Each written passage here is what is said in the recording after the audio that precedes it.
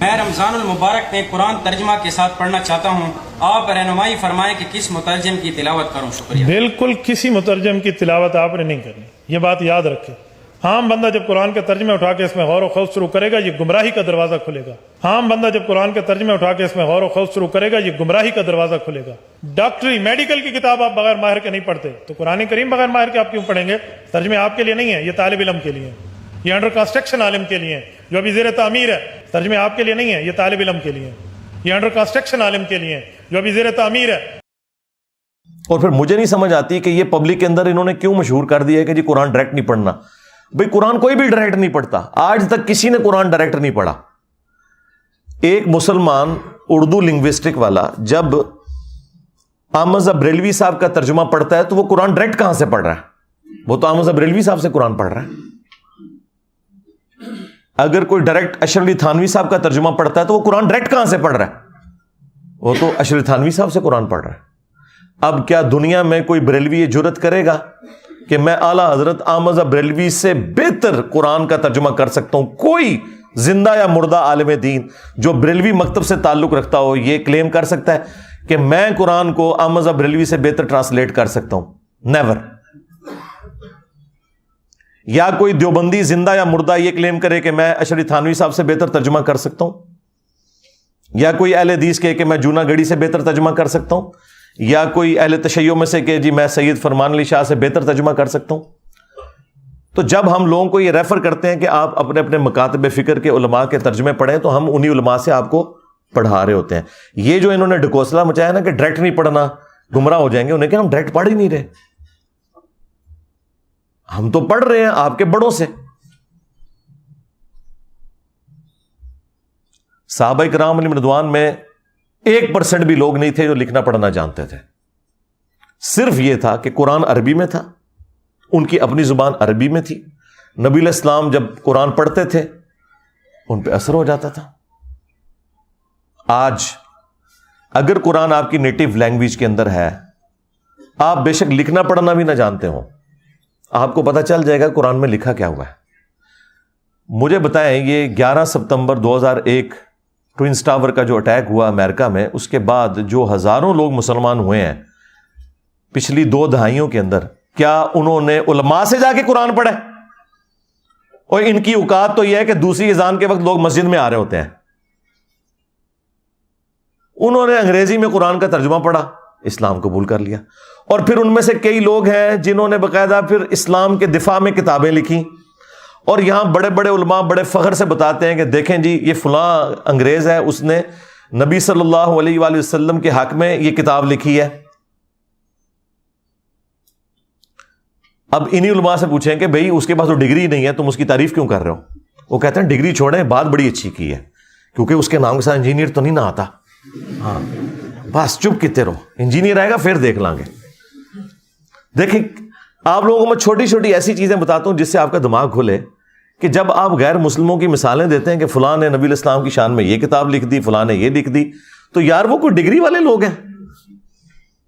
نہیں، انہوں نے قرآن بھی اپنی نیٹو لینگویج میں اسٹڈی کیا ہوتا ہے، لیکن چونکہ وہ پوری نیک نیتی کے ساتھ یہ کرتے ہیں، اللہ تعالیٰ انہیں اسلام تک بھی پہنچا دیتا ہے۔ کئی ایسے لوگ بھی ہوتے ہیں اور ان کی ورکنگ آپ کو نظر آتی ہے اور آپ کوٹ کرتے ہیں، ان کے ساتھ کی ورکنگ آپ کے لوگ نہیں کر سکتے۔ اور یہی حال یہاں پر بھی ہے، جن لوگوں کو اللہ تعالیٰ نے قرآن کی خدمت کے لیے اٹھایا، آپ دیکھ لیں سارے کے سارے نان مولوی ہیں، چاہے مولانا مودودی رحمہ اللہ ہوں، ڈاکٹر اسرار صاحب رحمہ اللہ ہوں، احمد دیدار صاحب رحمہ اللہ ہوں، یہ سب کے سب لوگ اس مدرسہ سسٹم کی آؤٹ پٹ نہیں ہے، خدمت اللہ تعالیٰ نے ان سے لی ہے۔ تو یہ جو علماء ممبروں پہ چڑھ کے آپ کو یہ کہہ رہے ہیں کہ قرآن و حدیث ڈائریکٹ نہ پڑھنا گمراہ ہو جاؤ گے، ان سے بڑا اسلام کا دشمن کون ہو سکتا ہے؟ ہم کس حوصلے کے ساتھ ان کی یہ باتیں سن لیتے ہیں؟ ویسے تو لاجیکلی یہ غلط بول رہے ہوتے ہیں، لیکن ان کے یہ الفاظ کیا قابل گرفت نہیں ہے کہ تم اسلام کی پیٹھ میں چھرا گھونپ رہے ہو؟ اصل میں یہود و نصارہ کے کفار کے ایجنٹ یہ لوگ ہیں جو آپ کے ممبروں پہ بیٹھے ہوئے ہیں کہ جی قرآن و حدیث ڈائریکٹ نہیں پڑھنا۔ اور یہ کہہ رہے کیوں ہیں؟ ان کو پتا ہے کہ ان کے فرقے کا کوئی عقیدہ قرآن و سنت کے مطابق نہیں ہے، انہیں فوراً فکر لگ جاتی ہے کہ اگر کسی نے قرآن ترجمے سے پڑھا تو پھر مرے ہوئے بزرگوں کو، بابوں کو پکارنا چھوڑ دے گا، ایک اللہ کا پکارنے والا وہ بن جائے گا۔ ایاک نعبد و ایاک نستعین۔ انہیں یہ فکر لگ جاتی ہے کہ اگر اس نے صحیح بخاری اور صحیح مسلم پڑھ لی تو اسے تو پتہ چلے گا کہ نماز کا طریقہ تو ایک ہی لکھا ہوا ہے تمام کتابوں کے اندر، سنی ہو یا شیعہ، اور سنیوں کی بھی ٹاپ آف لسٹ جو کتابیں بخاری اور مسلم، اس میں تو نماز کا طریقہ رکوع میں جاتے وقت اور رکوع سے اٹھتے وقت رفع الیدین کے ساتھ لکھا ہے۔ تو میں پھر اس کو کیسے سنبھالوں گا؟ یہ تو آگے مجھ سے پوچھے گا کہ بخاری مسلم تمہارے مدارس میں اگر پڑھائی جا رہی ہے تو تم لوگ نماز سنت کے مطابق کیوں نہیں پڑھ رہے؟ یہ پیچھے ریزن ہے، ان کے چندے بند ہو جائیں گے، یہ آپ کو کبھی بھی قرآن و حدیث ڈائریکٹ نہیں پڑھنے دیں گے۔ اسلام کے ساتھ دشمنی یہ لوگ کر رہے ہیں، قرآن کے بڑے دشمن یہ ہیں۔ اور پھر دیکھیں کیسی دشمنی ہے ان کی، آپ کو یہ قرآن کے حوالے سے بجائے یہ بتانے کے کہ یہ کتاب ہدایت ہے، آپ کو یہ بتائیں گے جی قرآن میں تو لکھا ہے کہ قرآن پڑھ کے لوگ گمراہ بھی ہو جاتے ہیں۔ استغفر اللہ۔ میری یہ بات یاد رکھیے گا، اگر کسی کا یہ عقیدہ ہے کہ قرآن لوگوں کو گمراہ کرتا ہے، ایسا شخص کافر ہے، اس کے کفر میں شک کرنے والا بھی کافر ہے۔ مسلمان کا یہ عقیدہ ہو ہی نہیں سکتا کہ یہ کتاب گمراہ کرتی ہے، ورنہ ہم غیر مسلم کو یہ کہیں گے کہ بھائی یہ لو کتاب پڑھو، گمراہ بھی ہو سکتے ہو، ہدایت بھی پا سکتے ہو، آگے تمہاری اپنی مرضی ہے۔ اوکے جی کول ہی رکھو، ہاں لاجیکل۔ آج اگر کوئی غیر مسلم اسلام قبول کرنا چاہے یا اسلام کو سٹڈی کرنا چاہے اور ہم سے پوچھے بتاؤ تمہاری کتاب کون سی ہے، ہم اسے قرآن دیتے وقت یہ کہیں گے کہ یہ ہماری کتاب ہے، لیکن 50-50 چانسز ہیں، گمراہ بھی ہو سکتے ہو، ہدایت بھی، کہ جی کول ہی رکھو۔ اور اگر کوئی میرے جیسا مسلمان وہ یہ کہے کہ یہ ہماری کتاب ہے، اسے پڑھو، یہ سراپا ہدایت ہے، اور آگے سے اگر وہ انگریز پوچھ لے کہ کیا تو نے بھی یہی قرآن پڑھ کے اپنے عقیدوں کی اصلاح کی تھی، تو 99% مسلمان جو ہے نا اس کا منہ دیکھیں گے کہ نہیں۔ پھر وہ آگے سے اگر یہ پوچھ لے کہ اگر تو نے اس کتاب سے ہدایت حاصل نہیں کی ہے تو مجھے کیوں مشورہ دے رہا ہے، تو ہمارے سر شرم سے جھک جائیں گے۔ قرآن میں کہیں نہیں لکھا یہ قرآن گمراہ کرتا ہے۔ وہ ایک جملہ، جس طرح میرے کلپ یہ چھوٹے چھوٹے کاٹتے ہیں نا، یہ اللہ کا کلپ کاٹا ہوا ہے ان مولویوں نے۔ یہ مولوی اتنے ظالم ہیں کہ یہ اللہ کے بھی کلپ کاٹتے ہیں۔ یضل بہ کثیرا ویہدی بہ کثیرا، یہ اللہ کا کلپ انہوں نے قرآن سے کاٹا ہے۔ قرآن میں یہ نہیں لکھا ہوا تھا کہ یہ کتاب گمراہ کرتی ہے۔ قرآن میں تو یہ لکھا تھا کہ اللہ تعالیٰ اس بات سے حیا محسوس نہیں کرتا کہ وہ بات سمجھانے کے لیے مچھر کی مثال دے یا اس سے بھی کسی حقیر چیز کی، اس کا مقصد بات سمجھانا ہے۔ لیکن جو واقعی بات ماننے والے ہوتے ہیں، اللہ تعالیٰ فرماتا ہے کہ وہ یہ جانتے ہیں کہ یہ قرآن اللہ تعالیٰ کی طرف سے حق ہے، اور جو بات ماننے والے نہیں ہوتے وہ اس میں کیڑے نکالتے ہیں، اور وہ کہتے ہیں کہ اللہ نے قرآن میں یہ مثال کیوں بیان کی، سورۃ الحج میں مکھی کی بیان کر دی، سورہ العنکبوت میں مکڑی کی بیان کر دی،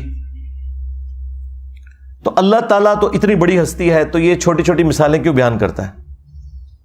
تو اس کے جواب میں اللہ تعالیٰ نے فرمایا کہ جو اہل ایمان ہے وہ تو جانتے ہیں کہ یہ حق ہے تیرے رب کی طرف سے، کیونکہ اس کا مقصد بات سمجھانا ہے۔ اچھا استاد وہ ہوتا ہے جو اسٹوڈنٹ کے لیول پہ اتر کے بات کو سمجھاتا ہے، اپنے علم کا روب نہیں ڈالتا موٹے موٹے الفاظ بول کے۔ لیکن یہ لوگ جو ہیں ان کے لیے پھر اللہ تعالیٰ کہتا ہے تمہارے لیے جواب یہ ہے کہ یضل بہ کثیرا ویہدی بہ کثیرا، اللہ تعالیٰ اس کتاب کے ذریعے گمراہ کر دیتا ہے بہت سے لوگوں کو، کن لوگوں کو کہ جو نہیں مانتے کہ یہ اللہ کا کلام ہے اور جو اللہ کی مثالوں کے ساتھ ایگری نہیں کرتے، اور ہدایت دے دیتا ہے بہت سے لوگوں کو۔ وما یضل بہ الا الفاسقین، اور اس سے گمراہ نہیں ہوتے مگر جو فاسق ہیں، 2 نمبر لوگ جو اترے ہوئے ہیں۔ اس کو مثال سے سمجھیں کہ ایک ہی بارش ہے، وہ اگر گندگی کے ڈھیر پر برسے گی تو وہاں سے تعفن نکلے گا، اور اگر مٹی پہ برسے گی وہاں سے پھول اور پودے نکلیں گے. تو اللہ تعالیٰ فرما رہا ہے کہ جو یہ قرآن کو تانا دیتے ہیں نا کہ قرآن میں چھوٹی چھوٹی مثالیں کیوں آئی ہیں, تو اللہ تعالیٰ نے فرمایا کہ جو اہل ایمان ہے وہ تو جانتے ہیں کہ اللہ بات سمجھانا چاہ رہا ہے, اور تم چونکہ بات نہیں سمجھنا چاہ رہے تو یہ اسی لیے نازل ہوئی ہے تاکہ تم اس میں کیڑے نکالو اور گمراہ ہو جاؤ. یہ بات اللہ تعالیٰ نے تانے کے طور پر, ٹونٹ کے طور پہ کی تھی, نہ کہ یہ بتایا تھا کہ قرآن گمراہ کرتی ہے. اللہ نے کہا کہ جو قرآن کو نہیں ماننا چاہتا وہ گمراہ ہو جائے گا, اور جو قرآن کو ماننا چاہتا ہے وہ ہدایت پا جائے گا, یہ بتایا ہوا تھا. اس کو انہوں نے کہہ دیا قرآن گمراہ کرتا ہے. نعوذ باللہ, یہ تو لکھے نہیں. یضل بہ, اللہ نے اس مثال کے ساتھ بہت سے لوگوں کو گمراہ کر دیا. کن کو گمراہ کر دیا؟ جو لوگ اس مثال کو نہیں ماننا چاہتے, چھوٹی چھوٹی مثالوں کو, اور بہت سے لوگوں کو ہدایت مل گئی. جس طرح قرآن میں کئی جگہ ہے کہ جب قرآن نازل ہوتا ہے تو جو اہل ایمان ہے ان کا ایمان بڑھتا ہے. جب کافر ان سے پوچھتے ہیں کہ یہ آیات نازل ہونے سے کیا ہوا, تو اللہ تعالیٰ فرماتا ہے کہ اہل ایمان تو کہتے ہیں ہمارا ایمان بڑھتا ہے اس سے. یعنی جو بات ماننے والے ہیں ان کا ایمان بڑھے گا. اگر کسی کا ایمان نہیں بڑھ رہا اور وہ کہہ رہا ہے میں اس سے گمراہ ہو رہا ہوں, تو اس کا مطلب یہ ہے کہ وہ تو ایمان والا ہی نہیں, اور یہ زیادہ مسلمان ہی کہتے ہیں. تو اپنے ایمان کی فکر کرو. پھر دوسری مثال آپ کو دیتے ہیں سورہ الجمعہ سے. وہ کہتے ہیں کہ جی سورہ الجمعہ میں اللہ تعالیٰ نے فرمایا ہے علماء یہود کی مثال گدھوں کی سی ہے, جس طرح گدھے پر کتابیں لاد دی جائیں. تو یہ کوئی کتابیں سامنے رکھ کے یا کتابیں پڑھ کے کوئی بندہ عالم نہیں بن جاتا. یہ تو اللہ تعالیٰ نے گدھوں کی مثال بیان کی ہے. حالانکہ یہ انہی کو ہی اللہ تعالیٰ نے گدھوں سے مثال دی ہے کہ جو لوگ کتابیں صرف سامنے رکھتے ہیں, پڑھتے نہیں, ان کے شوکیسوں میں سجی ہوئی ہوتی ہیں. کیوں؟ گدھے پہ اگر آپ کتابیں لاد دیں تو گدھا کتاب کا صرف بوجھ اٹھا سکتا ہے, پڑھ نہیں سکتا. تو اللہ نے علماء یہود کو کہا کہ تم نے بھی ان کتابوں کا بوجھ اٹھایا ہوا تھا کئی صدیوں سے, تمہیں پتا تھا کہ اس کتاب کے اندر آخری پیغمبر کی پیش گوئیاں لکھی ہیں, لیکن جب وہ پیغمبر آئے ہیں تم ان کے انکاری ہو گئے ہو. تو تمہاری مثال ان گدھوں کی سی ہے کہ جن پہ کتابیں لدی ہیں, تم نے وہ کتاب پڑھ کر اس پیغمبر کو نہیں پہچانا. کتاب پڑھنے والوں کو تانا نہیں دیا اللہ نے, نہ پڑھنے والوں کو گدھے کا ہے, یعنی آپ کے بھی علماء کو جنہوں نے شوکیسوں میں سجائی ہوئی اور کہتے ہیں قرآن ڈائریکٹ نہ پڑھنا گمراہ ہو جاؤ گے. یہ مثال تو ان علماء کی بیان ہوئی بھی ہے کہ انہوں نے گدھے کی طرح بوجھ کتابوں کا اٹھایا. آج تک کسی نے بخاری مسلم سے نماز کا طریقہ نہیں اپنی پبلک کو بتایا, تو گدھو تم نے یہ بوجھ ہی اٹھایا ہوا ہے بخاری مسلم کا, اس پہ پڑھ کے عمل نہیں کیا. جس طرح علماء یہود نے نبی صلی اللہ علیہ وآلہ وسلم کی پروفیسیز دیکھ کر ان پر عمل نہیں کیا تھا, الٹا رسول اللہ کے مخالف بن گئے تھے. آج تم بھی اسلام کی پیٹھ میں چھرا گھونپ رہے ہو. یہ مطلب ہے اس کا. جی گدھوں کی مثال آئی ہے, اور گدھوں تمہاری مثال آئی ہوئی ہے. اور یہ گدھے کی مثال بخاری مسلم میں نبی علیہ السلام نے اپنے امت کے واعظین ان مولویوں کے بارے میں بھی فرمایا کہ میں نے کولو کا, جس طرح گدھا ہوتا ہے نا, جس طرح بیل ہوتا ہے نا, اس طرح گدھا بھی ہوتا تھا اگلے زمانوں میں. اس طرح میں نے جہنم میں ایسے لوگوں کو جو لوگوں کو نیکی کا حکم کا کہتے تھے, خود کو نہیں عمل کرتے تھے, یعنی کہ مولوی طبقہ, علامہ پڑھنے والا, تو ان کو میں نے انتڑیوں کے گرد, اپنی انتڑیوں کے گرد جہنم میں چکر لگاتے ہوئے دیکھا ہے, گدھے کی مانند. تو نبی علیہ السلام نے انہیں گدھے کی مثال بیان کیا ہے. قرآن نے بھی کیا ہے, نبی علیہ السلام نے بھی کیا ہے. قرآن نے تو علماء سو کو کتا کہا ہے. سورۃ الاعراف کی آیت نمبر 175 اور 176 میں بلعام بن باعورہ جو ایک یہودی عالم تھا, تفصیل اس کی المستدرک للحاکم میں موجود ہے. اللہ نے علم دیا تھا لیکن پستی میں گر گیا, دنیا کا کتا بن گیا. اچھا وہ چندوں کے چکر میں پڑ گیا. اللہ نے کہا کہ ہم نے اسے علم دیا تھا لیکن وہ دنیا کا طلبگار ہو گیا. اب اس کی مثال کتے کی سی ہے. جس طرح کتا ہر وقت زبان باہر نکالے ہوتا ہے, چاہے اس کے پیٹ میں کچھ ہو یا نہ ہو, اس پہ بوجھ ڈالیں نہ ڈالیں, اس کی رالیں ٹپکتی رہتی ہیں نا, اس طرح اس کی رالیں ٹپکتی ہیں. یہ چندہ بک لے کے پھرتا رہتا ہے. آج کے دور میں قرآن پہ, سنت پہ, انبیاء کرام علیہ السلام کی تعلیمات پر عمل کرنے والوں کو اللہ تعالیٰ نے کبھی بھی قرآن میں برا نہیں کہا. ہمیشہ ان کو کہا کہ جو نام لے کر اس پہ عمل نہیں کر رہے, یعنی علماء سو,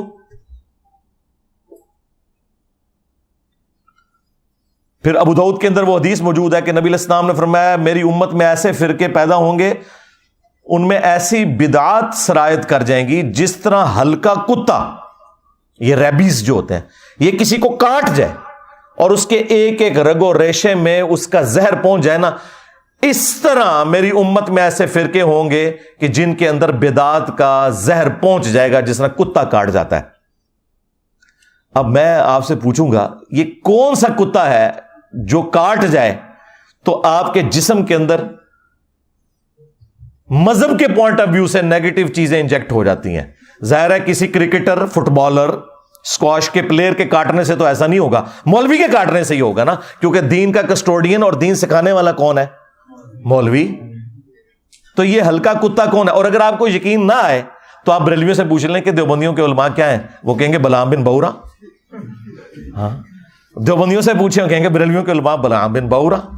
تو میں جو بات کر رہا ہوں اس کے اوپر اجماع امت ہے، ہاں ذہن میں رکھیے گا، میں نے کوئی ایسی بات نہیں کی ہے کہ جس کے اوپر اتفاق نہ ہو۔ وہ اپنی اینک لگا کے دیکھ رہے ہوتے ہیں نا، اس لیے ان کو برا لگ رہا ہوتا ہے۔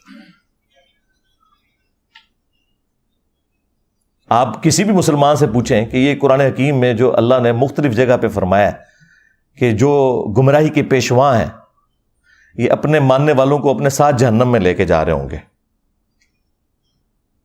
تو اگر کسی بریلوی سے پوچھیں کیا اس سے مراد احمد بریلوی صاحب ہوں گے، کہے گا نہیں یہ تو دیوبندیاں کے بارے ہے۔ دیوبندیوں سے پوچھیں وہ کہیں گے احمد بریلوی کے بارے میں، اور یہ کہتے ہیں، وہ کتابوں میں بھی لکھا ہے۔ نہ تسلی ہو تو المحند علی المفند اور حسام الارمین پڑھ کے آپ دیکھ لیں۔ شیطانی لشکر کہہ دیا ہے، کتا تے شاہی کوئی نہیں، شیطانی لشکر۔ شیطان سے بڑا تو اللہ کا کوئی دشمن نہیں نا، اس پلانٹ ارتھ پہ، اس کائنات کے اندر سب سے بڑا گمراہ شخص اگر کوئی ہے نا، شیطان ہے۔ تو یہ سارے ایک دوسرے کو کہتے ہیں، صرف ہم نے اس کو ایکسپوز کر دیا ہے پبلک کے سامنے کہ ان کا پوائنٹ آف ویو کیا ہے۔ آج بھی یہ لوگ سوچ رہے ہوں گے کہ دیکھو مسئلہ سویڈن ہی جو ہے تو انجینئر صاحب ساڑھے مگر پہ گئے ہیں، اس لیے پڑھے ہیں کہ بھائی ان کی دشمنی تو سب پہ عیاں ہے، پوری دنیا کے لوگ انہیں برا کہہ رہے ہیں، تم لوگ جو ہے نا عزتیں اویل کر رہے ہو اللہ رسول کے نام کے اوپر، تمہارے جو چہروں کے اوپر میک اپ ہے نا یہ تو میں نہیں اتارنا ہے نا، ان سے ہمیں کم تکلیف ہے،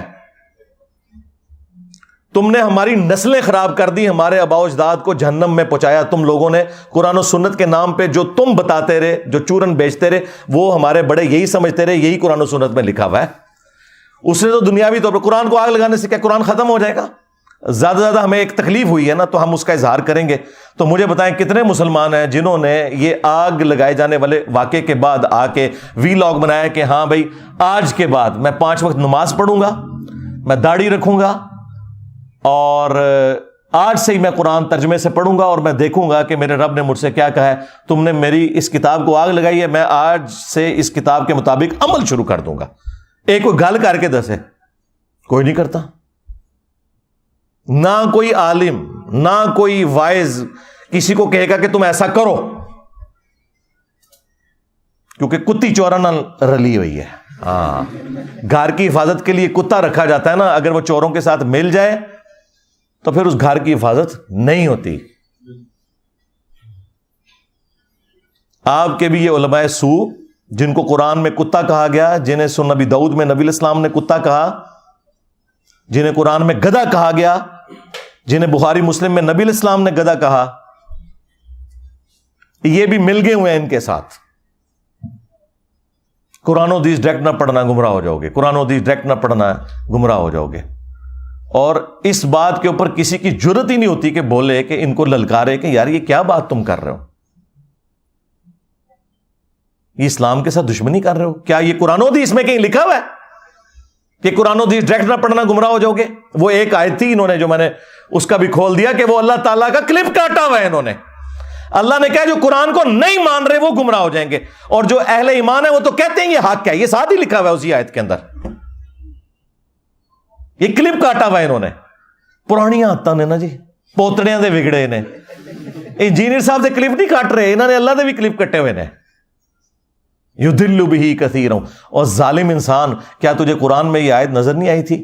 شہر رمضان الذی انزل فیہ القرآن، رمضان کا مہینہ وہ ہے جس میں قرآن نازل ہوا، ھدی للناس، پوری انسانیت کے لیے ہدایت ہے، وبینات من الہدی، اور اس میں ہدایت کے روشن دلائل ہیں، والفرقان، اور یہ کتاب حق اور باطل میں تمیز کرنے والی کتاب ہے، ھدی للناس، پوری انسانیت کے لیے، مسلمان ہو یا کافر ہو۔ اور صحیح بخاری میں ہے محمد فرق بین الناس، محمد فرق ہے لوگوں میں حق اور باطل کے اندر۔ تو دیکھ لیں، نہ انہوں نے قرآن کو پکڑا ہے، نہ محمد صلی اللہ علیہ وآلہ وسلم کی تعلیمات کو پکڑا ہے۔ اور اگر کوئی پوچھیں تو کہتے جی پیچھے اللہ رسول ہی ہے۔ ہاں، اللہ رسول پیچھے رکھنے واسطے نہیں ہے، اگے رکھنے واسطے ہے، پیچھے اللہ ہی رسول ہے۔ عزتیں اویل کی ہیں تم نے اللہ اور اس کے رسول کے نام کے اوپر، عز وجل و صلی اللہ علیہ وآلہ وسلم۔ چندے کھائے ہیں تم لوگوں نے، جدادیں بنائی ہیں، رسول اللہ صلی اللہ علیہ وآلہ وسلم کے نام پر دھوکہ دے کر لوگوں کو، مکے اور مدینے کے نام کی آوازیں لگا کر تم نے سواریاں سوار کی، لیکن پھینکی جا کے بغداد میں، اجمیر میں، دیوبند میں، بریلی میں۔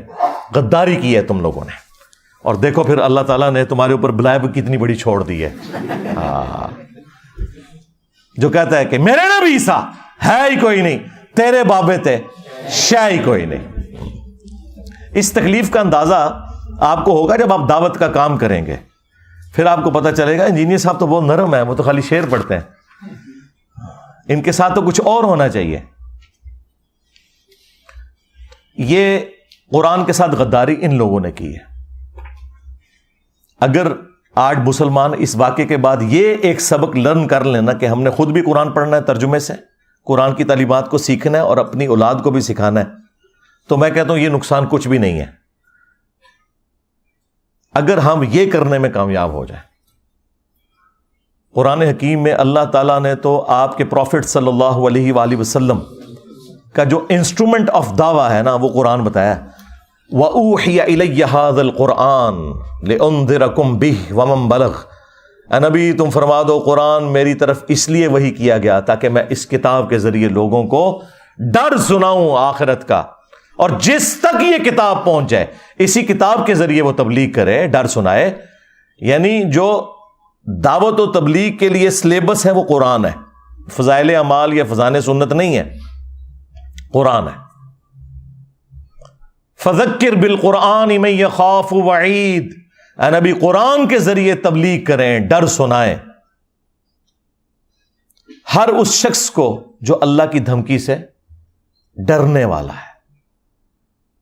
اور نبی الاسلام کے دنیا سے تشریف لے جانے کے بعد قیامت تک کے لیے اللہ تعالیٰ نے ختم نبوت صلی اللہ علیہ وآلہ وسلم کی برکت سے اس کتاب کو محفوظ بھی کر دیا۔ انا نحن نزلنا الذکر وانا لہ لحافظون، بے شک اس الذکر قرآن کو، یاد دہانی کو، جو اللہ کی یاد دلانے والی کتاب ہے، کتاب نصیحت ہے، ہم نے نازل کیا، ہم ہی اس کی حفاظت کرنے والے ہیں۔ اگلی کتابیں ٹیمپر ہوتی تھی، نیا پیغمبر آ جاتا تھا، اب چونکہ پیغمبر کوئی نہیں آنا تو اللہ تعالیٰ نے اس کتاب کو قیامت تک کے لیے محفوظ کر دیا۔ پھر اللہ تبارک و تعالیٰ نے امت کے لیے فرما دیا وَلَقَدْ يَسَّرْنَا الْقُرْآنَ لِلذِّكْرِ فَهَلْ مِن مُدَّكِرٍ، ہم نے قرآن کو نصیحت حاصل کرنے کے لیے آسان کر دیا، تو ہے کوئی نصیحت حاصل کرنے والا؟ اچھا یہ تو قرآن میں 4 جگہ لکھا ہوا ہے ایک ہی سورت کے اندر، یہ کہاں لکھا ہے کہ قرآن نصیحت حاصل کرنے کے لیے مشکل ہے؟ تو ہے کوئی اس سے بھاگنے والا؟ اور یہ تو آپ کو مولوی کہہ رہے ہیں قرآن و حدیث ڈائریکٹ نہ پڑھنا گمراہ ہو جاؤ گے۔ ان ظالموں سے پوچھو کہ ہمارا عقیدہ تو قرآن میں ایک سورت میں 4 دفعہ اللہ تعالیٰ نے بیان کیا ہے، وَلَقَدْ يَسَّرْنَا الْقُرْآنَ لِلذِّكْرِ فَهَلْ مِن مُدَّكِرٍ، ہم نے قرآن کو نصیحت حاصل کرنے کے لیے آسان کر دیا، ہے کوئی نصیحت حاصل کرنے والا؟ تم بتاؤ یہ قرآن میں کہاں لکھا ہے کہ قرآن ڈائریکٹ نہ پڑھنا گمراہ ہو جاؤ گے؟ وہ میں نے بتایا، انہوں نے اللہ کا کلپ کاٹا تھا، اس کو بھی میں نے آج ایکسپلین کر دیا۔ تو تمہارا تو کوئی عقیدہ، کوئی دعویٰ قرآن میں لکھا ہی نہیں، اس کے الٹ باتیں لکھی ہوئی ہیں۔ اتنا ظلم کیا تم نے اس کتاب کے ساتھ، تو تمہارا حشر وہی ہونا ہے جو قرآن میں لکھا ہے۔ وقال الرسول یا ربی ان قوم اتخذوا هذا القرآن مہجورا، رسول اللہ قیامت کے دن شکایت کریں گے کہ اے اللہ میری امت نے قرآن کو پیٹھ کے پیچھے ڈال دیا تھا، ہمیں صرف شفاعت والا ورژن بتایا گیا جو حق ہے، لیکن جو شکایت لگنی ہے کہ قرآن کو پیٹھ کے پیچھے ڈال دیا تھا، وہ نہیں ہمیں بتایا گیا، اور پریکٹیکلی ہمیں نظر آ رہا ہے کہ قرآن کو پیٹھ کے پیچھے ڈال دیا گیا، اور نبی صلی اللہ علیہ وآلہ وسلم کو اس چیز کا غم ہے کہ مجھے قیامت کے دن اپنی امت کے خلاف گواہی دینی پڑ جائے گی کیونکہ انہوں نے قرآن چھوڑ دیا۔ صحیح بخاری اور صحیح مسلم دونوں میں یہ حدیث موجود ہے۔ عبداللہ ابن مسعود رضی اللہ تعالیٰ عنہ کہتے ہیں کہ ایک دن نبی صلی اللہ علیہ وآلہ وسلم ممبر پر بیٹھے ہوئے تھے، تو آپ نے مجھے آواز دی کہ عبداللہ ہمارے قریب آؤ اور ہمیں قرآن سناؤ۔ تو کہتے ہیں میں نے کہا یا رسول اللہ قرآن تو آپ پہ نازل ہوا ہے، میں آپ کو قرآن سناؤں؟ تو آپ نے فرمایا کہ مجھے لوگوں سے سن کر لطف محسوس ہوتا ہے۔ تو عبداللہ ابن مسعود رضی اللہ تعالیٰ عنہ کہتے ہیں کہ میں نے نبی صلی اللہ علیہ وآلہ وسلم کے حکم پر سورۃ النساء کی تلاوت کرنا شروع کی، اور میں جب آیت نمبر 41 پہ پہنچا، آپ اندازہ کریں نبی صلی اللہ علیہ وآلہ وسلم نے آلموسٹ یہ 6 رکوع ہیں جو تلاوت سنی ہے، تو 41 نمبر آیت پہ جب میں پہنچا فَكَيْفَ إِذَا جِئْنَا مِن كُلِّ أُمَّةٍ بِشَهِيدٍ، تو وہ کیا وقت ہوگا کہ جب ہم ہر امت میں سے ایک گواہ کو یعنی وقت کے پیغمبر کو اٹھائیں گے، کس لیے؟ تاکہ وہ اہل ایمان کے حق میں گواہی دے اور جو ان کے مخالفین تھے ان کے خلاف گواہی دے۔ وَجِئْنَا بِكَ عَلَىٰ هَٰؤُلَاءِ شَهِيدًا، اور اے نبی ہم تمہیں گواہ اٹھائیں گے ان کے اوپر، ان مشرکین عرب کے اوپر جنہوں نے آپ کی مخالفت کی، ان کے خلاف گواہی دینے کے لیے آپ کو جب اٹھائیں گے۔ یہ آیت سورہ النساء کی آیت نمبر 41 جب پڑھی حضرت عبداللہ ابن مسعود رضی اللہ تعالیٰ عنہ نے، تو بخاری مسلم کے الفاظ ہیں کہ نبی علیہ السلام نے کہا کہ عبداللہ بس کرو، عبداللہ بس کرو۔ وہ کہتے ہیں میں نے جب نگاہ اٹھا کے دیکھا تو نبی علیہ السلام کی مبارک آنکھوں سے آنسو روا تھے، آپ کی داڑھی تر ہو چکی تھی اس غم سے کہ مجھے اپنی امت کے خلاف، اپنی قوم کے خلاف قیامت کے دن گواہی دینی ہے قرآن چھوڑنے کے سبب۔ وقال الرسول یا ربی ان قوم اتخذوا ھذا القرآن مہجورا، اور رسول اللہ شکایت کریں گے کہ میری قوم نے قرآن کو پیٹھ کے پیچھے ڈال دیا تھا۔ اچھا دیکھیں، ہم لوگ یہ کہتے ہیں یا اللہ جو کچھ بھی ہیں تیرے محبوب کی امت سے ہے، اور محبوب نہ رو رہے ہیں ہماری وجہ سے۔ ہم تو اس امید میں ہیں نا کہ نبی علیہ السلام نے ہمیں بچانا ہے، اور نبی علیہ السلام اس بات پر رو رہے ہیں کہ مجھے اپنی امت کے خلاف گواہی دینی ہے۔ یہ تو چیز ہی کچھ اور نکل آئی۔ کتنی حیران کن بات ہے۔ یعنی اس کا مطلب ہے عقل نہ ہوئے تھے موجیں ہی موجاں، عقل ہوئے تھے سوچیں ہی سوچاں۔ نبی علیہ السلام کو چونکہ پتا تھا کہ آخرت کا معاملہ کتنا سخت ہے، آپ تو رو رہے ہیں کہ یہ تو رگڑے جائیں گے، اللہ تعالیٰ نے جب اٹھانا ہے تو اللہ کا تو کوئی رشتہ دار نہیں ہے، اور مجھے اللہ نے جب گواہی کے لیے، تو نبی علیہ السلام نے تو جھوٹ نہیں بولنا، بتا دینا ہے کہ امت نے کیا کیا ہے، اور امت کہہ رہی ہے جو کچھ بھی ہے تیرے محبوب کی امت سے ہے۔ تو محبوب سے بھی پوچھ لو انہوں نے آپ کے ساتھ کیا کرنا ہے۔ بخاری مسلم دونوں میں حدیث ہے، نبی علیہ السلام نے فرمایا کہ دیکھنا کہیں ایسا نہ ہو کہ قیامت کے دن کوئی شخص اپنی گردن پہ اپنا اونٹ اٹھائے ہوئے ہو اور وہ چیخ رہا ہو اغثنی یا رسول اللہ، یا رسول اللہ میری مدد کیجئے، میں تمہارے کچھ کام نہیں آؤں گا، میں نے دنیا میں تمہیں بتا دیا تھا اگر تم نے اونٹ کی زکوٰۃ نہیں ادا کی، اللہ کا حق ادا نہیں کیا، تو یہ اونٹ تمہاری گردن پہ سوار ہوگا، جب تم قیامت کے دن مجھے پکارو گے نا اغثنی یا رسول اللہ۔ اور یہ میں آپ کو بتاؤں، یہ بریلویوں نے باقاعدہ بیج بنایا ہوا تھا، یہ میں نے میٹرک میں یہاں لگایا ہوتا تھا اغثنی یا رسول اللہ، اور یہ پتہ ہی نہیں تھا کہ اغثنی یا رسول اللہ کا جواب آگے سے کیا آنا ہے۔ پھر آپ نے ایک ایک چیز کا ذکر کیا کہ کسی کے گردن کے اوپر گائے سوار ہو، کسی کی گردن کے اوپر بکری سوار ہو، اور اس نے اس کا حق نہیں دیا۔ اور یہ تو بات ہو رہی ہے صرف زکوٰۃ کی، نماز تو چھڈ ہی دیو سرکار، جنہیں نماز نہیں پڑھی ہوئی وہ تو ویسے ہی فارغ ہے۔ اور ہم نبی صلی اللہ علیہ وآلہ وسلم کے اوپر امید لگا کے بیٹھے ہوئے ہیں، آپ نے تو شکایت کرنی ہے۔ بخاری اور مسلم دونوں میں حدیث موجود ہے، بخاری میں موقوفاً ہے، صحیح مسلم میں تفصیل کے ساتھ ہے کہ نبی علیہ السلام جب بھی خطبہ دیتے آپ کی آنکھیں سرخ ہو جاتی، آواز بلند ہو جاتی، غصے میں اضافہ ہو جاتا جیسے کوئی جرنیل اپنی فوج کو تیار کر رہا ہے، اور آپ ہر تقریر سے پہلے کہتے اما بعد فَإِنَّ خَيْرَ الْحَدِيثِ کتاب اللہ، آگاہ ہو جاؤ حمد و صلات کے بعد کہ سب سے بہترین کلام اللہ کی کتاب ہے. وَخَيْرُ الْهَدِي هَدِيُّ مُحَمَّدٍ صلی اللہ علیہ وآلہ وسلم، اور سب سے ہدایت یافتہ راستہ محمد صلی اللہ علیہ وآلہ وسلم کا ہے. وَشَرُّ الْأُمُورِ مُحْدَثَاتُهَا، اور بدترین کام وہ ہیں جو خود سے دین میں داخل کر دیے جائیں. اور اس طرح کے تمام کام بدعتیں ہیں، تمام بدعتیں گمراہیاں ہیں، اور تمام گمراہیاں جہنم میں لے جانے والی ہیں. تو نبی علیہ السلام کی تقریر کا آغاز ہی یہ ہوتا تھا کہ سب سے بہترین کلام اللہ کی کتاب ہے. اس کے ساتھ اپنے آپ کو آپ نے جوڑنا ہے. بخاری اور مسلم دونوں میں حدیث ہے کہ اللہ تعالیٰ نے ہر نبی کو کوئی نہ کوئی معجزہ دیا تھا جس کی وجہ سے لوگ اس پر ایمان لاتے تھے. مجھے اللہ تعالیٰ نے وحی کا معجزہ دیا ہے، یعنی قرآن. میں اللہ سے امید کرتا ہوں کہ قیامت کے دن سب سے زیادہ متبعین میری امت سے ہوں گے. کس وجہ سے؟ کہ میرا معجزہ سب سے بڑا ہے، یعنی قرآن کا معجزہ. اور وہ حدیث ہے بخاری مسلم دونوں کے اندر کہ جنتیوں کا نصف، آدھے جنتی جو ہیں وہ امت محمدیہ صلی اللہ علیہ وآلہ وسلم سے ہوں گے،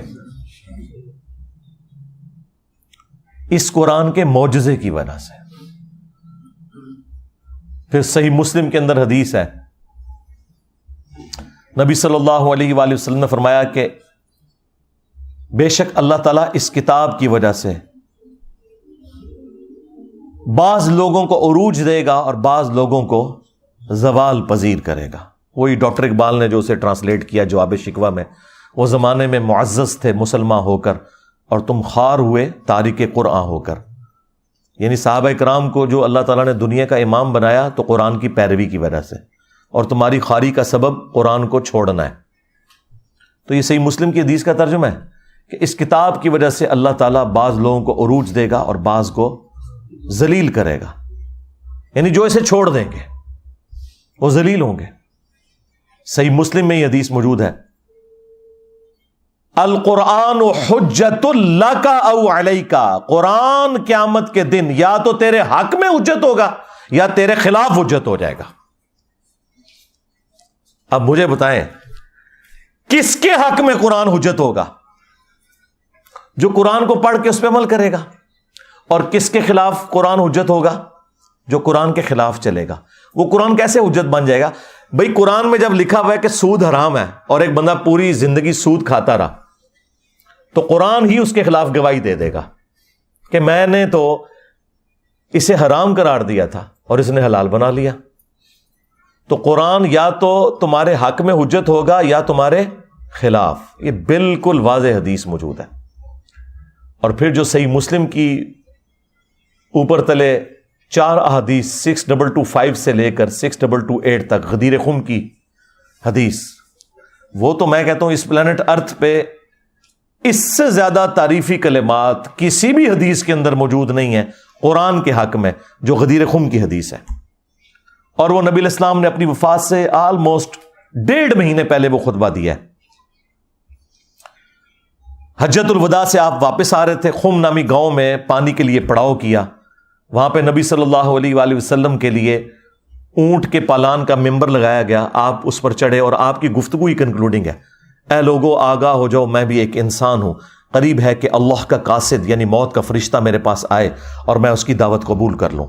میں اپنے بعد تم میں 2 بھاری چیزیں چھوڑ کے جا رہا ہوں. ان میں سے پہلی چیز اللہ کی کتاب ہے، اس میں ہدایت ہے، اس میں نور ہے. تم اللہ کی کتاب کو پکڑو. اللہ کی کتاب اللہ کی رسی ہے، جو اسے پکڑے گا وہ ہدایت پر ہوگا، جو چھوڑ دے گا گمراہ ہو جائے گا. یہ آپ ذرا جملے 7-8 گنے نا، اتنے تعریفی کلمات کسی بھی صحیح حدیث کے اندر قرآن کے لیے نہیں آئے. اور پھر زید ابن ارقم کہتے ہیں کہ نبی علیہ السلام ہمیں ترغیب دلاتے رہے، اللہ کی کتاب، اللہ کی کتاب، اللہ کی کتاب کو میرے بعد پکڑ لینا. اور فرمایا دوسری بھاری چیز میرے اہل البیت ہیں، میں اپنے اہل البیت کے معاملے میں تمہیں اللہ کا خوف دلاتا ہوں، میرے بعد ان کے ساتھ حسن سلوک کرنا. یہ آپ نے 3 دفعہ جملے کو ریپیٹ کیا. میں اپنے اہل البیت کے معاملے میں تمہیں اللہ کا خوف دلاتا ہوں، میں اپنے اہل البیت کے معاملے میں تمہیں اللہ کا خوف دلاتا ہوں. امت بالکل الٹ چلی ہے، نہ قرآن کو پکڑا ہے ہدایت کے لیے اور نہ اہل بیت کو زندہ چھوڑا ہے. حالانکہ قرآن کو پکڑنا تھا اور اہل بیت کے ساتھ اس نے سلوک کرنا تھا. اور اس میں واضح الفاظ آئے قرآن اللہ کی رسی ہے. وہ جو قرآن میں ہے نا وَاعْتَصِمُوا بِحَبْلِ اللَّهِ جَمِيعًا وَلَا تَفَرَّقُوا، تم سب کے سب مل کر اللہ کی رسی کو مضبوطی سے پکڑ لو اور فرقوں میں مت بٹو. ہر کوئی اپنی تشریح کرتا تھا رسی کی. قرآن کی اس آیت کی تشریح نبی علیہ السلام نے خود کی ہے کہ یہ قرآن کے بارے میں ہے کہ یہ اللہ کی رسی ہے، کامن بانڈ مسلمانوں میں.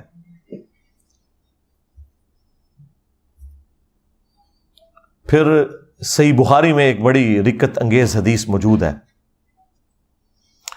نبی صلی اللہ علیہ وآلہ وسلم کی وفات کے بعد جب سیدنا ابوبکر صدیق رضی اللہ تعالیٰ عنہ کو خلیفہ بنایا گیا تو ان کی خلافت کے دوسرے دن جب وہ خطبہ دینے کے لیے مسجد نبوی میں آئے تو ان سے پہلے سیدنا عمر ممبر پر چڑھے اور انہوں نے مختصر سا خطبہ دیا. وہ صحیح بخاری کے اندر موجود ہے.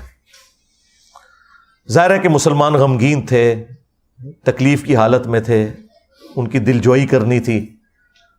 تو انہوں نے کہا کہ دیکھو اللہ تعالیٰ نے اپنے نبی کے لیے وہ پسند کیا جو اللہ کے پاس ہے اور وہ نبی کے حق میں بہتر بھی ہے، یعنی آخرت، اللہ کا قرب، جنت. اور تمہیں اللہ تعالیٰ نے نبی صلی اللہ علیہ وآلہ وسلم کے بعد یہ کتاب دی ہے. یہ وہ کتاب ہے جس کے ذریعے اللہ نے اپنے نبی کو ہدایت دی، یعنی ہدایت سے مراد ہدایت کاملہ. ڈیکٹم لیول کی ہدایت تو پیغمبر پیدائش سے لے کے وفات تک اللہ تعالیٰ کی حفاظت میں ہوتے ہیں، لیکن اعلیٰ درجے کی ہدایت جو قرآن میں ہے نا وَوَجَدَكَ ضَالًّا فَهَدَىٰ، اے نبی ہم نے آپ کو اپنی محبت میں خود رفتہ پایا تو ہدایت کے اعلیٰ ترین درجے پر پہنچا دیا. پھر سیدنا عمر نے کہا کہ تمہارے نبی کو اس کے ذریعے ہدایت ملی اور ان کے جانے کے بعد اب تم اس کتاب کو مضبوطی سے پکڑ لو تو تم ہدایت پر رہو گے کہ جس کے ذریعے اللہ نے تمہارے نبی کو ہدایت دی تھی. پھر جملہ انہوں نے اپنا ریپیٹ کیا. یہ بخاری کی جو حدیث ہے میں نے آج تک نہ کسی کتاب میں پڑھی نہ کسی عالم کے واعظ میں سنی، اور میں بارہا اس حدیث کو بیان کر چکا ہوں اس لیے تاکہ آپ کو صحابہ کرام کا عقیدہ پتہ چلے کہ وہ بھی نبی علیہ السلام کے بعد وصی رسول قرآن کو مانتے تھے. جو بخاری مسلم دونوں میں حدیث ہے کہ عبداللہ ابن ابی اوفا سے کسی نے پوچھا کیا نبی صلی اللہ علیہ وآلہ وسلم نے اپنے بعد کسی کے لیے وصیت کی تھی، کسی کو وصی بنایا تھا؟ تو انہوں نے کہا کہ ہمیں تو نبی علیہ السلام نے قرآن کے مطابق چلتے رہنے کی وصیت کی تھی، یہی وصی ہے. اور یہ جو حضرت عمر کا خطبہ ہے یہ کلاس کا خطبہ ہے کہ نبی علیہ السلام تو اللہ کی جنتوں میں پہنچ کے اپنے بعد وہ تمہارے لیے وہ کتاب چھوڑ کے گئے ہیں کہ جس کے ذریعے اللہ تعالیٰ نے تمہارے نبی کو بھی ہدایت دی تھی اور تمہیں بھی اسی کتاب کو پکڑ کر ہدایت ملنی ہے. میرا خیال ہے شاید اس لیے یہ بیان نہیں کرتے تھے کہ اس میں گستاخی ہو جاتی ہے، کیونکہ ہر جگہ کوئی نہ کوئی گستاخی نکل آتی ہے نا. اس میں تو واقعی گستاخی ہو جانی ہے کہ یہ تو لکھا ہوا ہے کہ نبی کو ہدایت ملی ہے، تو مانتے ہی نہیں ہے کہ نبی کو کسی نے ہدایت بھی دی ہے. یہ تو آلموسٹ منی گاڈ ہی سمجھتے ہیں نا پروفٹ کے بارے میں عقیدہ رکھا ہوا ہے. تو وہ پھر ان کو ایک دم مصیبت پڑ جانی تھی کہ یہ ہم کیا بات کریں گے کہ نبی کو ہدایت دی اللہ تعالیٰ نے قرآن کے ذریعے. ہم تو کہتے ہیں قرآن ڈائریکٹ پڑھو گے تو گمراہ ہو جاؤ گے، یہ تو مردے بخشوانے کے لیے. تو اس کی تشریح ہم نے کر دی ہے کہ اس ہدایت سے مراد اعلیٰ درجے کی ہدایت ہے جو قرآن میں ہے وَوَجَدَكَ ضَالًّا فَهَدَىٰ. اے نبی ہم نے آپ کو اپنی محبت میں خود رفتہ پایا تو ہدایت کے اعلیٰ ترین درجے پر پہنچا دیا. یہاں پہ ضال کا ترجمہ گمراہی نہیں ہے. ضال کے دو معنی ہوتے ہیں، ایک گمراہی اور ایک معنی ہوتا ہے کسی کی محبت میں ڈوب جانا. جس طرح یوسف علیہ السلام کے بھائیوں نے کہا تھا اپنے باپ کے لیے، حالانکہ وہ پیغمبر کے بیٹے تھے، پیغمبر کے صحابہ تھے، کافر نہیں تھے، ان ابانا لفی ضلال مبین، بے شک ہمارے ابا جان تو یوسف کی محبت میں ڈوب چکے ہیں. وہاں یہ ترجمہ نہیں ہوگا کہ ہمارے ابا جان گمراہ ہو چکے ہیں، یہ اگر بات کہتے تو کافر ہو جاتے. وہ انہوں نے اپنے باپ کو کہا کہ وہ یوسف کی محبت میں ڈوب چکے ہیں. قرآن میں واضح ہے ما ضل صاحبکم وما غوا، تمہارے نبی نہ کبھی گمراہ ہوئے ہیں اور نہ کبھی غلط راستے پر چلیں. یہی تو ہم کہہ رہے ہیں کہ اپنا امام اس کو بناؤ کہ جو نہ کبھی گمراہ ہوا نہ کبھی بے راہ چلا. یہ گارنٹی صرف اس شخص کے لیے جس کی قبر مدینے میں ہے صلی اللہ علیہ وآلہ وسلم, جو ہمارے بابا جان ہیں. النبی اولا بالمؤمنین من انفسہم وازواجہ امہاتہم. نبی صلی اللہ علیہ وآلہ وسلم مومنین کی جانوں پر ان سے بڑھ کر حق رکھتے ہیں, اور نبی کی بیویاں امت کی مائیں ہیں. تو اپنا تعلق رسول اللہ صلی اللہ علیہ وآلہ وسلم کے ساتھ مضبوط کرنا ہے اس کتاب کے ذریعے جو نبی علیہ السلام نے اپنے بعد امت کے لیے چھوڑی ہے. میرا خیال ہے یہ جو سویڈن والا واقعہ ہے, اس سے پوری دنیا کے مسلمانوں کو ایک عبرت تو سب کو پکڑنی چاہیے کہ وہ نیت کریں کہ ہم آج ہی قرآن ترجمے سے شروع کریں گے, اور بھلے جس کا مرضی ترجمہ شروع کر لیں, کوئی فرق نہیں پڑتا. اور انشاءاللہ تعالی ہم نہ صرف قرآن کو ترجمے سے پڑھیں گے بلکہ اپنی زندگی میں روٹین بنائیں گے قرآن کو کم از کم 1 رکوع روزانہ پڑھنے کی, اور انشاءاللہ پھر اس کے مطابق عمل بھی کریں گے. اور یوں ہم اپنا پروٹیسٹ ریکارڈ کروائیں گے اسلام کے دشمنوں کے خلاف کہ تم نے قرآن کو آگ لگائی تھی, تو دیکھو ہم قرآن کو پڑھیں گے اور اس کے مطابق عمل کریں گے. یہ ہمارا پریکٹیکل جواب ہوگا. باقی جو گورنمنٹ لیول کے اوپر جواب دینے ہیں وہ تو آپ کا کام بھی نہیں ہے نا, وہ تو OIC کا کام ہے, فارن منسٹری کا کام ہے, وہ اپنی جگہ کریں گے. آپ کے کرنے کا کام یہ ہے کہ آپ نے اب جو یہود و نصارہ کے اندر اسلام دشمن ہے اور جو مسلمانوں کے ممبروں پر جمعے والے دن یہود و نصارہ کے ایجنٹ چڑھے ہوئے اور یہ کہہ رہے ہیں قرآن و حدیث ڈائریکٹ نہیں پڑھنا گمراہ ہو جاؤ گے, ان دونوں کے ساتھ آپ کی جنگ ہے. آپ کو دونوں محاذوں کے اوپر لڑنا ہے یہ انشاءاللہ تعالی, اور قرآن کے مطابق اپنی زندگی گزارنی ہے انشاءاللہ تعالی, تاکہ قیامت والے دن بجائے رسول اللہ صلی اللہ علیہ وآلہ وسلم کی شکایت ہو ہمارے خلاف, نبی صلی اللہ علیہ وآلہ وسلم ہمارے حق میں گواہی دیں اور قرآن ہمارے حق میں گواہی دے کہ انہوں نے قرآن کے مطابق عمل کیا تھا. کتنی رکت انگیز حدیث ہے وہ بخاری مسلم کی حدیث شفاعت, جس میں نبی علیہ السلام شفاعت کریں گے اور آپ اللہ تعالیٰ سے اجازت طلب کریں گے, اللہ تعالیٰ آپ کے لیے تعداد مقرر کرے گا. بخاری مسلم میں آتا ہے کہ جب میں آخری دفعہ جہنم کی طرف جاؤں گا اپنے امتیوں کو جہنم سے نکالنے کے لیے اللہ تعالیٰ کے اذن سے, تو داروغ جہنم سیدنا مالک علیہ السلام کہیں گے کہ یا رسول اللہ, اب آپ کا کوئی امتی بھی جہنم میں نہیں ہے سوائے اس شخص کے کہ جسے قرآن نے روک رکھا ہے, اور وہ کبھی بھی اب جنت میں نہیں جا سکے گا جسے قرآن نے روک لیا. یعنی قرآن نے اگر روک لیا کسی کو جنت میں جانے سے تو نبی علیہ السلام اس کی شفاعت نہیں کر سکتے. اور قرآن نے کسے روکا ہے؟ انہ من یشرک باللہ فقد حرم اللہ علیہ الجنہ ومأواہ النار وما للظالمین من انصار. بے شک جس نے اللہ کے ساتھ شرک کیا اللہ نے اس پہ جنت حرام کر دی ہے, اس کا ٹھکانہ جہنم ہے اور وہاں اس کا کوئی مددگار نہیں ہوگا. حتیٰ کہ سید الاولین والآخرین, شفیع المذنبین, رحمت للعالمین, خاتم النبیین, سیدنا و مولانا امام اعظم محمد رسول اللہ صلی اللہ علیہ وآلہ وسلم بھی اس کے کچھ کام نہیں آئیں گے. بخاری مسلم دونوں میں حدیث ہے, اللہ تعالیٰ نے ہر نبی کو ایک مقبول دعا دی تھی جو اس نے دنیا ہی میں کر لی. اسی دعا کی وجہ سے قوم نوح بھی برباد ہوئی, حضرت نوح علیہ السلام نے دنیا میں وہ دعا کر لی. میں نے اپنی دعا سنبھال کے رکھی ہے قیامت کے دن کے لیے, اور میری اس دعا سے میرے ہر امتی کو نفع پہنچے گا سوائے اس شخص کے کہ جس نے دنیا میں کسی قسم کا شرک کیا ہوا. شرک is the most sensitive issue in the sight of اللہ. ایک تو آپ کو بڑا شرک نظر آتا ہے نا ایاک نعبد و ایاک نستعین کے حوالے سے, کہ کوئی شخص عبادت میں, سجدے میں, نظر نیاز میں, قربانی میں, دعا میں اللہ کے سوا کسی اور ہستی کو شریک کر دے. وہ اللہ کا پروٹوکول ہے کہ اللہ ہی سے مانگنا ہے.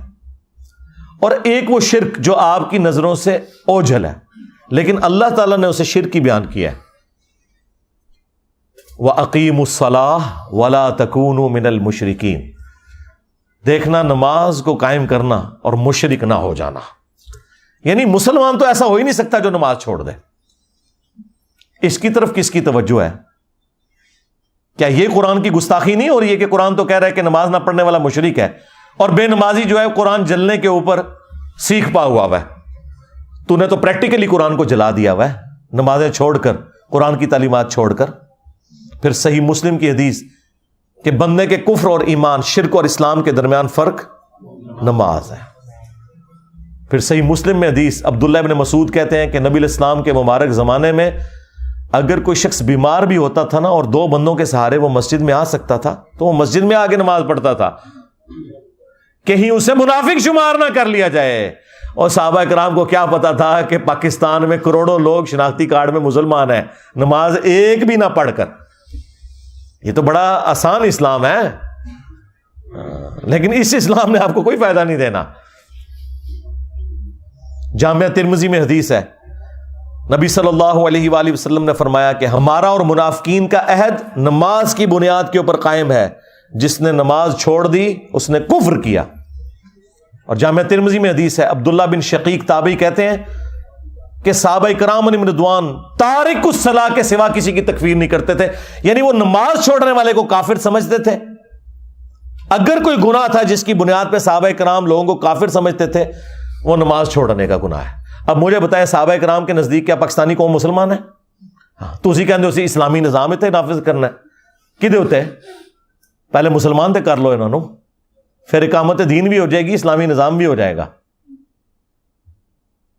پھر سنن ابی داؤد میں حدیث ہے، نبی علیہ السلام نے فرمایا کہ قیامت کے دن سب سے پہلے سوال ہوگا نماز کے بارے میں. قیامت کے دن اگر اس کا سوال یہ والا آسان ہو گیا تو اگلے معاملات اس کے لیے آسان ہو جائیں گے، اور اس میں پھنس گیا تو پھر مارا گیا.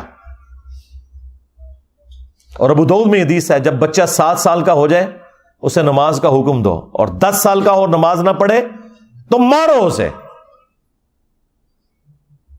اور بچوں کے 10 سال کی عمر میں بسترے بھی الگ کر دو. پھر جو مسند احمد کے اندر حدیث ہے کہ نبی علیہ السلام نے فرمایا کہ نمازی کے لیے نماز قیامت کے دن روشن دلیل ہوگی، نور ہوگی، نجات کا ذریعہ ہوگی. اور جس نے نماز چھوڑ دی اس کے لیے نہ تو کوئی دلیل ہے قیامت کے دن اللہ کے حضور بچنے کی، نہ کوئی نجات والا معاملہ ہے. الٹا اس کا حشر قارون، فرعون اور حامان کے ساتھ ہوگا. یعنی ہوگا مسلمان لیکن کھڑا کس کے ساتھ ہوگا؟ فرعون کے ساتھ، وہ جو دنیا میں کہتا تھا کچھ بھی ہے تیرے محبوب کی امت سے ہے وہ. ہاں.